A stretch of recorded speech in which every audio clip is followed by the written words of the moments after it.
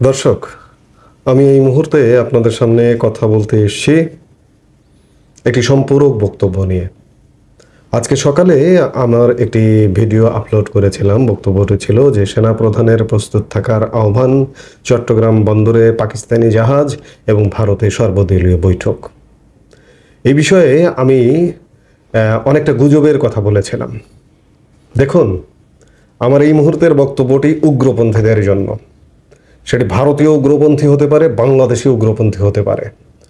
বাংলাদেশে যেমন চরম উগ্রপন্থী আছে, ভারতেও চরম উগ্রপন্থী যে আছে সেটি আজকের ভিডিওর কমেন্ট সেকশনে এসে দেখলাম। সত্য প্রকাশ করছি, সত্য কথা বলছি। সেটি নিয়ে বলা হচ্ছে যে চট্টগ্রামে কেন জাহাজ এলো, চট্টগ্রামে কেন এ হলো, সেনাপ্রধান কেন এ বলল। বিশেষ করে বলছেন যে চট্টগ্রামে জাহাজ, চট্টগ্রামে যে জাহাজটি এসেছে পাকিস্তানি জাহাজ, সেই জাহাজটি কোথায় পেয়েছেন আপনারা? আপনাদের কাছে আমার প্রশ্ন, কোন জায়গায় পেয়েছেন যে যথাযথ নিয়ম না করে পণ্য খালাস করা হয়েছে?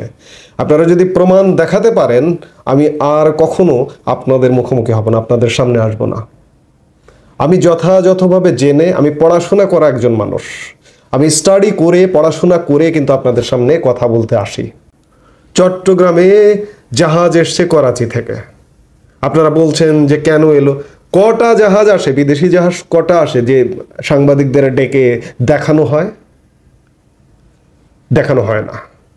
চট্টগ্রাম থেকে এতদিন পর যে একটা জাহাজ এসছে, এটি অবশ্যই একটি ব্যতিক্রম ঘটনা, এবং জাহাজের পণ্য যথাযথ প্রক্রিয়া অনুযায়ী জাহাজ থেকে কন্টেনারগুলো খালাস করা হয়েছে। খালাস করে সেই জাহাজ আবার চলে গেছে কন্টেনার লোড করে। তো কাজে এখানে তো ধোঁয়াশার কিছু নেই। এমন ধোঁয়াশা তুলছেন, এমন গুজব ছড়াচ্ছেন। আচ্ছা, ধরে নিলাম যে অস্ত্র ভর্তি একটা জাহাজ এসছে, বাণিজ্যিক জাহাজের কথা বলে।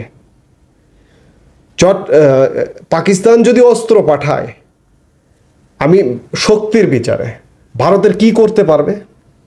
আপনারা যারা ভারতীয় তারা তো নিশ্চয়ই জানেন যে ভারতের সামরিক শক্তি কতটা, কিংবা বাংলাদেশের সামরিক শক্তি কত ছোট। আমি কদিন আগে ভারতীয় সেনাপ্রধান এবং বাংলাদেশি সেনাপ্রধান মুখোমুখি এমন একটি বক্তব্যে বলেছিলাম, আমি তুলনা দিয়েছিলাম বাংলাদেশের সেনা বাহিনীর সক্ষমতা এবং ভারতের সেনাবাহিনী। আমি বাজেটের কথা বলেছিলাম, বাংলাদেশের পুরো আর্থিক বাজেটের চেয়ে বেশি হচ্ছে ভারতের সামরিক বাজেট। সেই বাংলাদেশ ভারতের সাথে কি করতে পারবে? আর পাকিস্তানও কি করতে পারবে? অযথা ধোঁয়াশা কেন? আরেকটি কথা বলেছিলাম যে সেনাপ্রধান যশোর এবং খুলনা পরিদর্শনকালে সেখানে বক্তব্যে বলেছিলেন যে একবিংশ শতাব্দীর চ্যালেঞ্জ মোকাবেলায় প্রস্তুত থাকতে হবে। এই প্রস্তুত থাকতে হবে মানে কি ভারতের সাথে যুদ্ধের প্রস্তুতি নিতে হবে, প্রস্তুত থাকতে হবে? আপনি কি পাগল নাকি আপনার মাথা খারাপ? আপনার মাথা খারাপ এই জন্যই ভাবছেন যে বাংলাদেশের সেনাবাহিনী, বাংলাদেশ ছোট দেশ, সেনাবাহিনীর সক্ষমতা ছোট, সেই সেনাবাহিনী ভারতের সেনাবাহিনীকে হুমকি দেবে যে প্রস্তুত থাকতে হবে। এগুলো উগ্রবাদীদের গুজব ছড়ানো, এছাড়া কিছু নয়। আপনারা যারা নিজেকে উগ্রবাদী মনে করেন, আমার কথা শোনার দরকার নেই, আমার বক্তব্য শোনার দরকার নেই। আমাকে আনসাবস্ক্রাইব করে চলে যান আপনারা। কারণ আমি পয়সার জন্য বা আমার ভিউ হবে, ভিউ বাণিজ্যের জন্য আমি গুজব ছড়াবো না তো। আমি যা সত্য, যা সাদা তাকে সাদা বলবো, যা কালো তাকে কালো বলবো। কখনো কখনো আপনাদের কারো পক্ষে যেতে পারে কথা, কখনো কখনো বিপক্ষে যেতে পারে। তাতে তো আমার কিছু যায় আসে না। আপনারা আমার কথা শুনবেন না, শোনার প্রয়োজন নেই। তাই বলে আপনারা বলবেন যে পাকিস্তান থেকে জাহাজ এসছে, হ্যাঁ এটা একটা ব্যতিক্রম ঘটনা। আরেকটি কথা এর সঙ্গে আমি বলতে চাই, বাংলাদেশ পররাষ্ট্রনীতির ক্ষেত্রে উল্টো পথে হাঁটছে।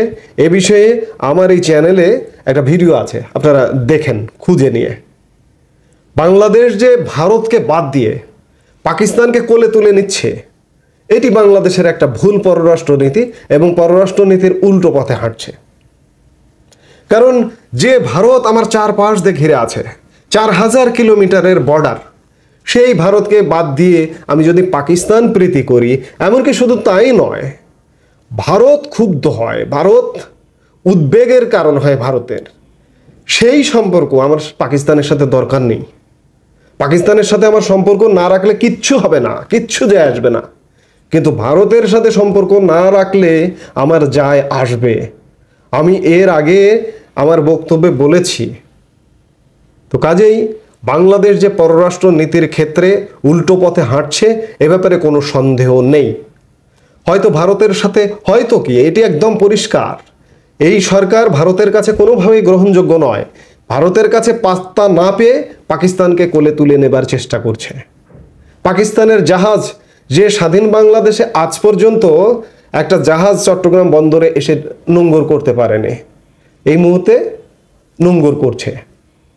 পাকিস্তান থেকে আমাদের পণ্য আমদানি করতে হয়, কিছু কিছু পণ্য, সুতা, তুলা, এসব পণ্য, সেটা আকাশপথে আসে, কিংবা বন্দর হয়ে এলেও সেটা কলম্বো বন্দর হয়ে চট্টগ্রাম বন্দরে আসে। কিন্তু এই প্রথম করাচি বন্দর এবং চট্টগ্রাম বন্দরের মধ্যে একটা কানেক্টিভিটি তৈরি হলো। এতদিন কেন হয়নি এই প্রশ্নটাও আসে যে 53 বছরে এতগুলো সরকার ছিল, কেন হয়নি, এখন হঠাৎ করে কেন হচ্ছে? এগুলোও খতিয়ে দেখা দরকার।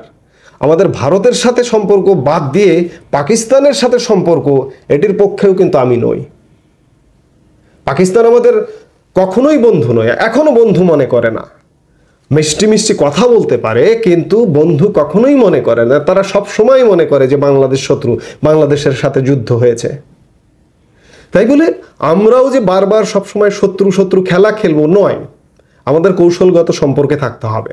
আমাদের চিন্তা করতে হবে ভারতকে, ভারতকে মাথায় নিয়ে যদি তাদের সাথে পাকিস্তানের সাথে সম্পর্ক নাও থাকে, বারবারই বলছি, কোনো যায় আসে না।